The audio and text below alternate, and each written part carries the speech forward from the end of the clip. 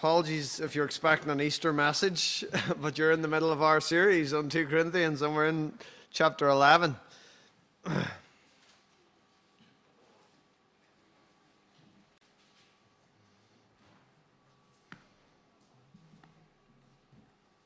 Now, many of us don't like boasting in this country, in our culture, or just in general. Some of us are most uncomfortable at job interviews because you have to kind of, say so many good things about yourself and how great you are, and it's just not comfortable, right? And we dislike people telling loads of stories where they're the hero, So Paul felt the same. From our passage today, it is obvious that he did not like to talk about himself.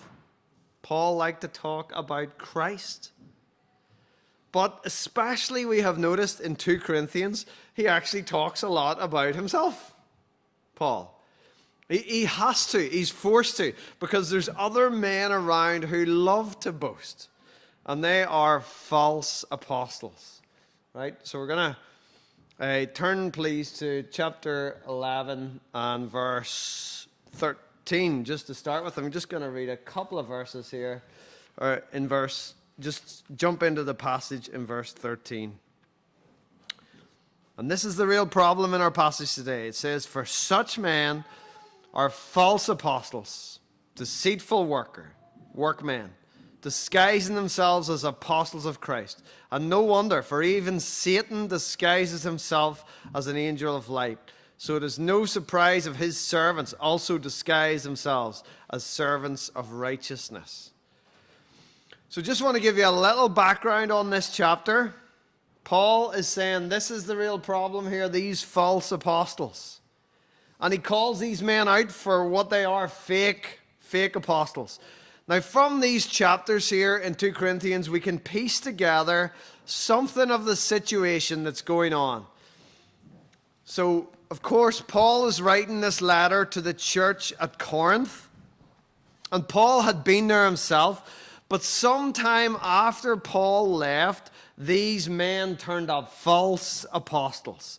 And they were claiming to be apostles of Christ. Do you realize how big a claim that was? They were saying, they were putting themselves on the same level as like Paul and Peter and John and all those apostles. These men. They were saying apostles, you see, the word apostles just means sent. So they were claiming to have been sent by Christ himself, just like Paul had been, right? And the 12 apostles. And these false apostles were Jews. They were maybe even from Israel, I don't know. But they were very confident. They were very impressive. And so to these Gentile Corinthians that had never been to Israel, they were living in Greece, and these Jews turn up, and they're all impressive, and they're all confident, and they're saying, we've been sent by the Messiah, the Jewish Messiah himself, to come here to teach you. Well, it sounded a bit legitimate to these Gentiles. And Paul is telling the church that you guys have been completely fooled. And you should have known better. That's what he says. You shouldn't have put up with these guys. And it says Paul is jealous. He says, I feel a divine jealousy for you.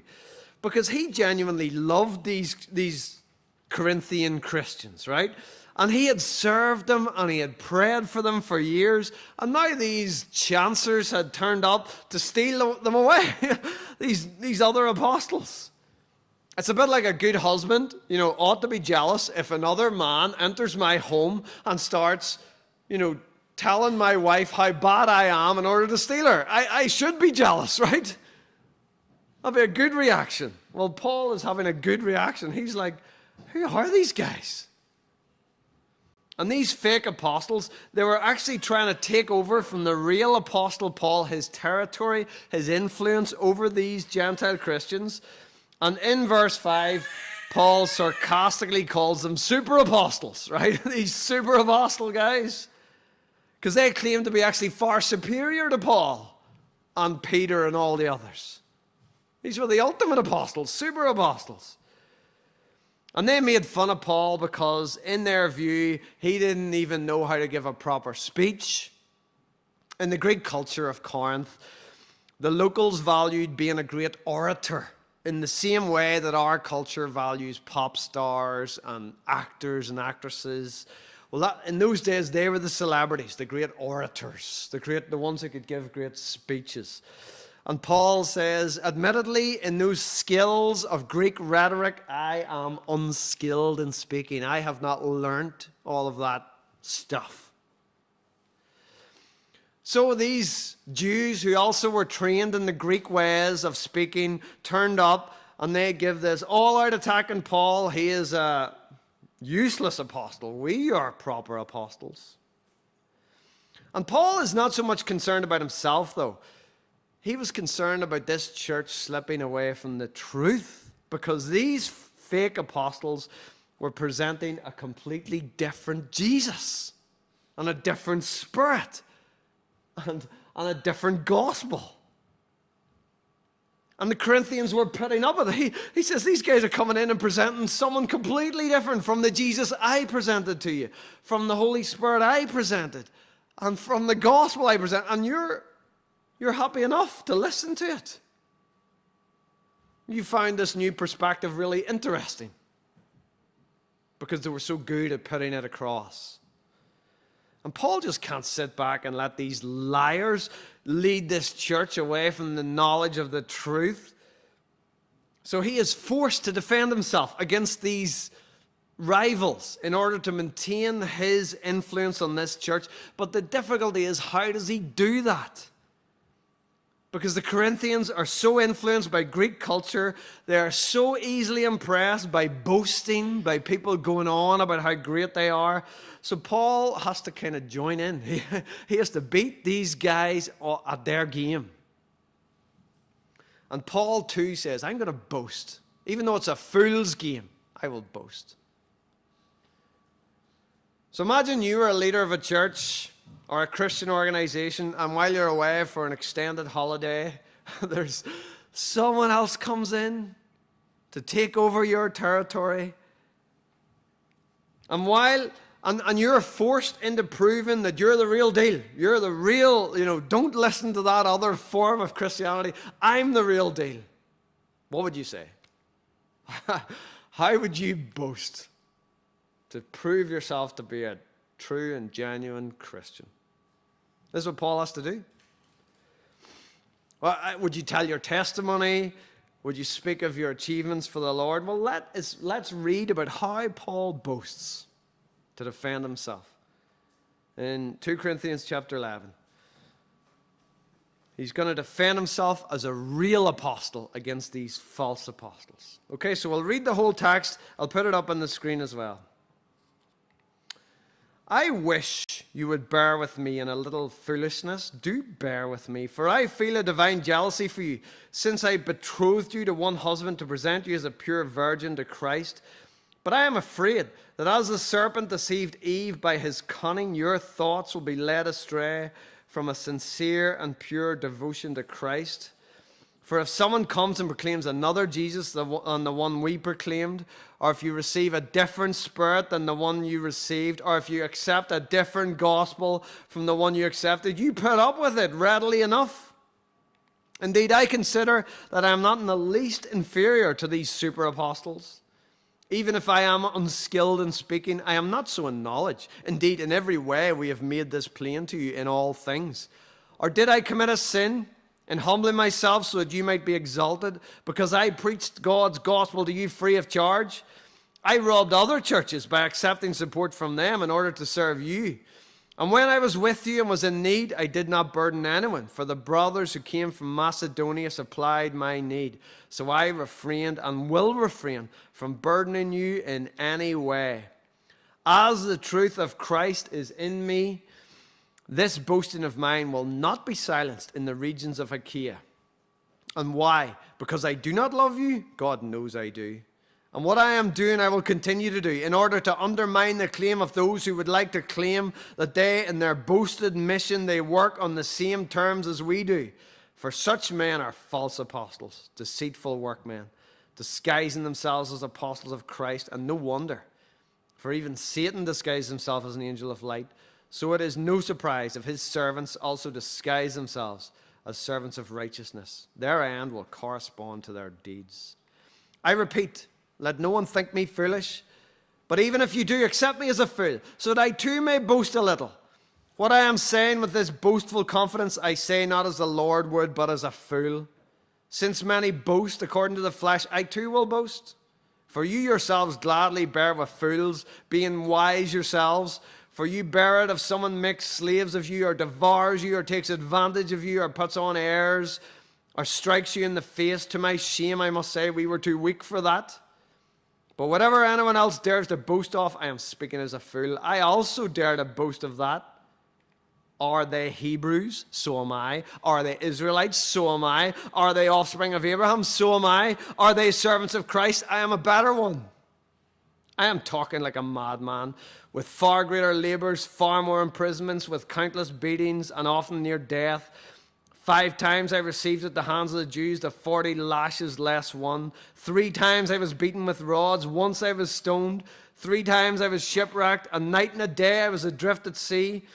On frequent journeys, in danger from rivers, danger from robbers, danger from my own people, danger from Gentiles, danger in the city, danger in the wilderness, danger at sea, danger from false brothers, in toil and hardship, through many a sleepless night, in hunger and thirst, often without food, in cold and exposure. And apart from other things, there is the daily pressure on me of my anxiety for all the churches. Who is weak, and I am not weak? Who is made to fall, and I am not indignant? If I must boast, I will boast of the things that show my weakness. The God and Father of the Lord Jesus, he who is blessed forever, knows that I am not lying. At Damascus, the governor under King Artus was guarding the city of Damascus in order to seize me. But I was let down in a basket through a window in the wall and escaped his hands. So we can see Paul's dilemma. He hates talking about himself, but it's the only language these Corinthians will understand because they're so influenced by their local culture. They were easy prey to these big fat boasters. So to wake them up to this, Paul compares himself. He says, okay, let's do some comparisons. But he also makes it very clear that this is foolish. It's a foolish way to think. He says, those who measure themselves by each other and compare themselves with each other are not wise. In fact, to go on like this is foolishness. Bear with me in a little foolishness. Because you guys put up with an awful lot of fools boasting about themselves, so put up with me for a little while. Well, I have a go. Accept me as a fool, so that I may boast a little. He can't even get boasting properly without adding, I am talking like a madman. So even in joining in and comparing himself to these rivals, he's very clear about how foolish this is, because this is his real aim. He is trying to expose the whole approach of these false apostles as false and foolish, so that the Corinthians will stop listening to such nonsense. Paul is no fool, even when he deliberately acts the fool to expose true fools. So he compares himself, a true apostle, to these false apostles, to help the Corinthians see the difference. And his first point of comparison is financial. He says these professional orators with their great speeches, they charge large fees for every speech. And he says, I preach the gospel to you free of charge. I was never a financial burden to you. So if you want the first comparison is value for money. Right? I have never been and never will be a burden to you guys. I have tried to help you at my own expense for years. And these men are only after your money. Can you not see it? And in the last section of the letter, as we have just studied through in chapters 8 and 9, the Corinthians were really slow, weren't they, to give any money away to the needy churches in Judea. And here they're forking out a fortune to the servants of Satan. So at the beginning of this chapter, Paul likens himself as a picture of a true Christian leader to a father. He likens himself to a father. He says that's what a true Christian leader is like.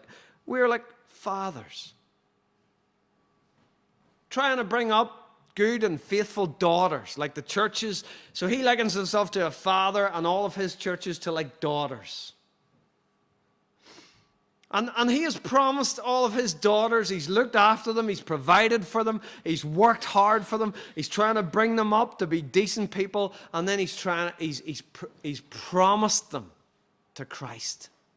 He has betrothed them to Christ. They're engaged to Jesus, this church. And he is doing all he can to bring them up as faithful and good daughters in order to present them to Jesus Christ on that day of their wedding when they finally meet Jesus, as we're thinking this morning. But while the father was away on a business trip, the daughter has got infatuated with some really dodgy boyfriend who speaks ill of her father. He tells lies about her fiancé Christ, and he makes her pay for everything. And Paul is trying to get his daughter to see the difference between his persistent, sacrificial love over years and this cool dude who's just after her to exploit her and abuse her. Why does the human heart do that? Why do we take for granted the people that actually love us, you know? And we get enamored with big talkers who seem cool. I suspect, for these Christians, it was a desire for status. They wanted to be important socially. It meant everything in Corinth to be socially important. And in their culture, much like ours, that was all about who you were associated with. And Paul, their old hard-working dad, was not very impressive. To be honest, he did their street cred more harm than good, right? And Paul refuses to ever give up on this policy. He says, I'm never charging you guys a penny. Do you know why? Because I want to undermine the claim of those who are trying to put themselves on the same level as me. And he is saying to these false apostles, okay then, you fancy boyfriend who claims to love my daughter as much as I do, you start looking after her. You start paying for her. Start providing for her. And see how long these last. He's saying to the church, stop paying these guys for a few of their speeches and see if they hang around. Even today in 2024, the church still puts up with far too many big-talking Christian leaders who are impressive and cool. And even the very fact that they talk so much about themselves is a bad sign. That's a sign that they are not true. Because all genuine Christian leaders, as Paul says here, are like fathers. We have promised people to Jesus Christ. And we're trying to maintain people faithful to him, not to have them enamored with ourselves. And Paul goes even more direct then in his comparisons. He says, are they Hebrews? Are they Hebrews? So am I. Are they Israelites? So am I. Are they offspring of Abraham? So am I. So we're all even so far. And then he says, are they servants of Christ? I am better. All right, so now there's fight and talk on Paul's side. How do we decide who's a better servant of Christ? What measure do we use? You'd have expected Paul to start boasting about the churches he planted, his converts, his dramatic conversion, his knowledge. But instead, Paul starts boasting about his sufferings. He says, I have worked harder. I have served longer prison sentences. I have been beaten and nearly killed many more times than all of them put together. I have been whipped by the Jews 5 times. You check their CV to see how many times they have been whipped. I've been beaten with rods by the Romans 3 times. I've been pelted with stones and left for dead. I've been shipwrecked 3 times. This does not include The shipwreck in Acts 27, this came after this, right? We wouldn't even know about these three if we didn't have 2 Corinthians. This is a remarkable insight into Paul's sufferings for Christ. Without this, we would have thought that what Luke recorded for us in Acts was like bad enough. I am so glad that Paul was forced into speaking about himself, into boasting, because it is an amazing inspiration of what a true servant of Christ looks like. But Paul does not want us to think of him as a hero. His concern here is keeping his church faithful to Christ. And he is reluctant to talk like this because he doesn't want to take any attention away from Christ onto himself. But he's been forced into it to expose the boasting of these false apostles. And he is saying if we must do comparisons, then these are the signs of a true apostle, of a true servant of Christ. You see, Christ is the supreme example who loved us unto death and was willing to give everything for us. And his apostles are marked by the same thing: sacrificial service and suffering. And this is a real challenge to all of us who seek to serve Christ. Maybe I should arrange interviews, in Apsley, where we each have to boast about our service for Christ. Well, Paul would say, you're fools if you did that, right? That is just foolishness, comparing ourselves to each other. He says we need to stop doing that for a start. But genuine servants of Christ don't talk about themselves. But maybe if we see Christian friends getting carried away by big-talking Christian boasters, we might need to point out what true Christian service looks like. If there is no sacrifice, if there is no suffering, if their life does not resemble Christ, then maybe they should keep their mouths shut. So why did these Christians listen so willingly to these fake apostles? They even let them slap them in the face, as far as I could tell. It's like a modern-day comedy show, whenever you don't want to catch the eye of the speaker in case he mocks you. Well, it's like these guys came in here, they just took over, they abused everybody, and the Corinthians paid for the privilege of being demeaned. Now, why did they do that? Were they idiots? I can think of one reason that we all might prefer fake apostles to the true ones. Because whenever we read that list of suffering, we can see why these believers maybe wanted to believe there was some other way to follow Christ. Some other apostles that were more socially acceptable, cooler than Paul. Some other perspective on Christ that involved less sacrifice. And remember back at the start of the chapter, Paul mentions Eve in verse 3. She was deceived, wasn't she? And Satan disguised himself. Well, these guys are disguising themselves. And the Lord, but even though she was deceived, the Lord held her partially blameworthy, as there was something in Eve that wanted to believe this. And these Corinthians were the same. They were being willingly seduced by whatever shortcuts to glory, power, and honor that these false apostles were purveying. But there are no shortcuts. And the New Testament could not be clearer. It is suffering first and then glory. There's only one Christ, and he sacrificed and he suffered, as we remember every Easter and every week here, every Sunday morning. And if we are to follow him, the only way is sacrificial suffering and service. And in one sense, this is great because anyone can do it. You do not need to be highly skilled like these great Greek orators. In another sense, it's so hard that we all have a temptation to believe in another Christ, in a Christ who serves us and doesn't ask us to serve. A Christ who wants us to be comfortable and safe. But the real Jesus gave all for others, and he asks us to do the same. Now, we're not all called to be apostles like Paul. In fact, none of us are called to be apostles.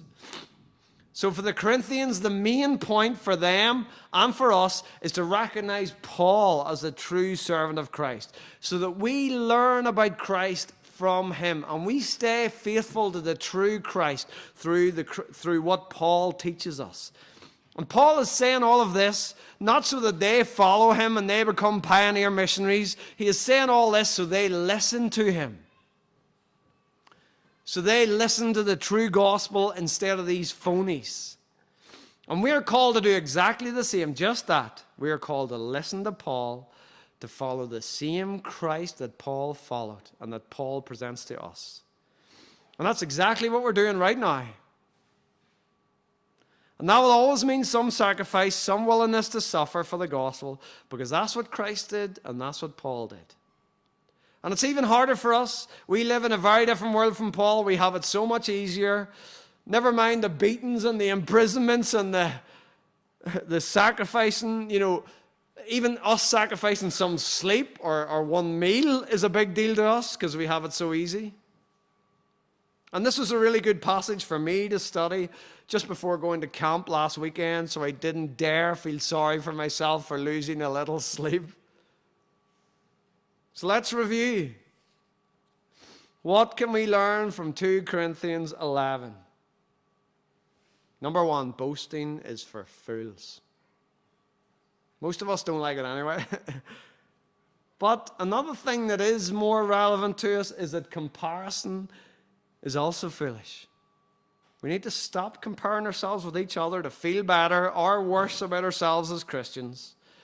Because we have such a human ways of measuring ourselves. We compare our gifts, our skills, our successes, our achievements. Paul says, foolish. And all Paul is asking is that we keep listening to the real apostles like Paul and keep following the real Christ. Exactly as we're doing here. And we can be easily tempted to listen to alternative POVs, precisely because the true path involves 3 P's: persistent, plodding, perseverance. It's not very spectacular. It's not very impressive. It's the everyday little sacrifices of time and energy and even sleep that we give to Christ in seeking to spread the gospel and care for his church, all of which you do already. Organizing, serving, caring, studying, praying, meeting up with people, all those little things. Paul says that's exactly where it's at. It's not very spectacular, but that's the true Christ. Keep going in that same direction. And I trust Paul's example encourages all of us as we plod on, working hard like Paul, seeking to be faithful to what he has called us to do, to where we are called to do for the Lord. For most of us, it's just normal family and church life. As hard and frustrating and unexciting as that is at times, Paul says that's the real thing. You just keep doing that and following the real Christ, and don't listen to any other nonsense. Let's give thanks for that just now.